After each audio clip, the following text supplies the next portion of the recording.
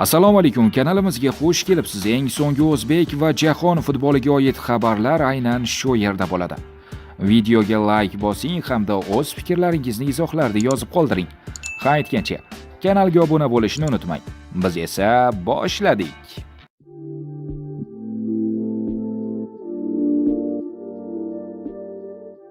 Abbosni Yevropada kutishyaptimi? Mashhur agent Husanov Fayzullayevning farqini aytdi. 2025-yilni Yevropadagi futbolchilarimiz ajoyib natijalar bilan boshladi. Abduqodir Husanov Manchester Cityning Eldor Shomurodovning Romaning fevral oyidagi eng zo'r o'yinchisi bo'ldi. O'zbekiston milliy terma jamoasining bu ikki yulduzning kuchli beshlik ligalarida porlayotgani qolgan futbolchilarimizga, xususan Abbosbek Fayzullayevning Yevropaga ketishiga yo'l ochadimi? Mashhur futbol agenti Dmitriy Selyuk CSKda ikkinchi mavsumini o'tkazayotgan Abbosbek Fayzullayevning o'ziga xos xususiyatlari va top ligalarga ketish imkoniyati haqida fikr bildirdi. Aslida futbolchilarni millatiga qarab emas, muayyan sifatlar va mahoratiga qarab transfer qilishadi. Fayzullayev yaxshi o'yinchi, bunga hech qanday shubha yo'q, lekin uning jismoniy ko'rsatkichlari kamlik qiladi. Shunga qaramay, unga o'xshagan o'yinchilar Ispaniyada juda ko'p. Biroq Husanov va Shomurodov ajralib turadi. Nimaning evaziga? Misol uchun Abduqodirning bo'yi 190 cm ga yaqin va o'ta tezkor. Fayzullayevning esa unga nisbatan texnikasi kuchli, ammo jismoniy ko'rsatkichlari pastroq. Shunga qaramay har qanday futbolchining xaridori bo'ladi. Bugun atletik futbol ustun. O'sha texnikasi zo'r braziliyaliklar ham jahon chempionatlaridan erta chiqib ketyapti. Faqat texnikaga tayanib uzoqqa borib bo'lmaydi. Hozir jismoniy ko'rsatkichlar muhimroq. Arsen Zaxaryanning Chelsiga o'tishi muhokama qilingandi. Qanaqa Chelsea? U San Sebastian jamoasida ham jarohatdan boshi chiqmayapti. Angliya futboli oldida ispanlarniki baletku. Men Rossiya futbol uyushmasi milliy chempionat manfaatlariga xizmat qiladigan moliyaviy fair play joriy qilishini istardim. Misol uchun Spartak Levi Garsiyaga 20 million yevro sarflayapti. Boshqa klublarning yillik byudjeti 10 million yevroni tashkil qiladi. Bu transfer bo'yicha hammasi joyida. Abbos yaxshi va sifatli futbolchi. Lekin CSK bosh murabbiy Marko Nikolichning o'yin sxemasini o'zgartirishdan keyin Fayzullayev o'z pozitsiyasini yo'qotmoqda. Bosh murabbiy o'zi joriy qilayotgan romb uslubini Miralem Pjanichga moslayapti. Uning yoshiga e'tibor bermasdan muntazam o'ynashiga sharoit yaratmoqda. Bu qanday samara berishini hozirdan baholab bo'lmaydi. Bir nechta uchrashuvdan keyin hammasi ayon bo'ladi. Men hozir tojik futbolga ro'baro keldim, chunki u yerda Cherevchenko murabbiy bo'lib ishlayapti. Uning qo'l ostida mening o'yinchilarim bor. U yerlarda ham yaxshi yigitlar ko'p. Osiyodan juda sifatli futbolchilarni topish imkoni bor, chunki ular o'z mentalitetidan kelib chiqib, juda mehnatkash bo'ladi. O'zbekiston jamoalari juda yaxshi o'ynaydi, u yerlardan qidirgan, istaganini topa oladi. Mashhur bloger Messini boks jangiga chaqirdi. Futbolchining soqchisi unga javob qaytardi. Lionel Messi tansoqchisi Yassin Chueko mashhur bloger va boksyor Logan Paulga javob qaytardi. Ilgari Paul argentinalik futbolchini jangga chaqirgandi. Garchi keyinchalik bu faqat hazil ekanini tan olgan bo'lsa ham, Leo hatto bu yigit kimligini ham bilmaydi. Agar u rostdan ham jang qilmoqchi bo'lsa, u futbolchi bilan emas, men bilan jang qilsin, dedi Chueko. Avvalroq Paul Logan Messiga tegishli kompaniya uning brendini nusxalashda ayblagandi. Shu asosda u hazil tariqasida Messini boks jangiga chaqirdi. 29 yoshli amerikalik bokschi professional ringda faqat bitta jang o'tkazgan va uni hakamlar qaroriga ko'ra yutqazgan.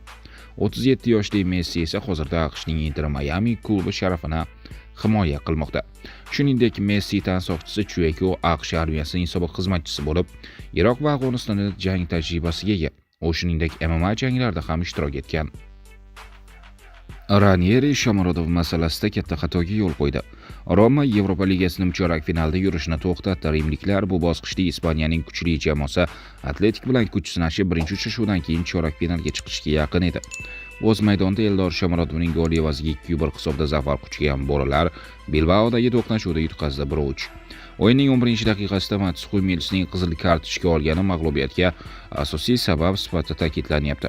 Italyan futbolining eng tajribali ekspertlari Romaning bu o'yinini tahlil qilar ekan, tajribali Claudio Ranieri tarkib tanlashda xatoga yo'l qo'ygani va ayrim futbolchilar o'zlariga bildirilgan ishonchni oqlay olmaganini ham mag'lubiyatga asos qilib ko'rsatyapti. Sport.uz portali mutaxassislarining Atletik va Roma bahsi bo'yicha xulosalarini o'zbekistonlik futbol ishqibozlari e'tiboriga havola qiladi. Roberto Pruzzo maydon markazida faol bo'lganda gol uradigan holat hisoblanmaydi, biroq Roma birinchi bo'limda 9 kishi bo'lib o'ynadi. Mats Hummels qizil kartochka olgan bo'lsa, Artyom Dobik maydonda umuman ko'rinmadi. Ukrainalik futbolchi markaziy hujumchi qilishi shart bo'lgan birorta ishni uddalay olmadi. Endi uning jamoadagi kelajagi masalasi ko'tariladi. Francesco Oddekazano: birinchi uchrashuvda yanada ko'proq gol urmaganimizdan afsusdaman. Roma musobaqa favoritlari qatorida bo'lsa-da, Hummelsning xatosi tufayli hech bo'lmaganda chorak finalgacha yetib bora olmadi. Endi Roma milliy chempionati hech bo'lmaganda Yevropa ligasining keyingi mavsumiga yo'llanma olishi kerak. Mario Mattioli: men o'tkazilgan goldan keyingi noto'g'ri qarorlar va jamoaning reaksiyasiga e'tibor qaratmoqchiman.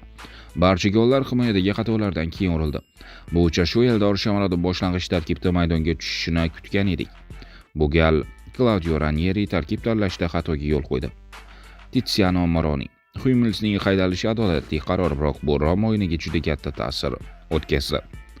Matteo De Santis: endi o'zini oqlash uchun hech qanday bahona qolmadi. Biz kelajakni hozirdan rejalashtiradigan jamoani ko'rishni istaymiz.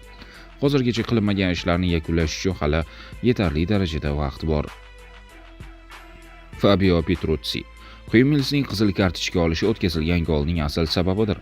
Chetlatish va tanaffusga 20 soniya qolganda o'tkazilgan to'p Romani sindirdi. Alessio Scarchilli: psixologiya bilan ham shug'ullanish kerak. Roma boy berilgan uchrashuvda hatto yugura olmay qoldi. Kone va Salemakersni bunaqa o'yinda chetda ushlab turib bo'lmaydi. Andrea Di Caro: agar to'liq tarkib o'ynaganda va birinchi bo'limda hisob ochilmaganida Roma bu bosqichdan o'tishi mumkin edi. Hummelsning xatosi hammasini barbod qildi. Maurizio Cappola: Hummels va Dobik Romaning ajoyib mavsumini rasvo qilganlar uchun hammaning oldida uyalishlari kerak. Claudio Capuano: Dobik haqiqiy muammo. Bunday vaziyatda Eldor Shomurodovga boshlang'ich tarkibdan joy berish to'g'ri qaror bo'lardi.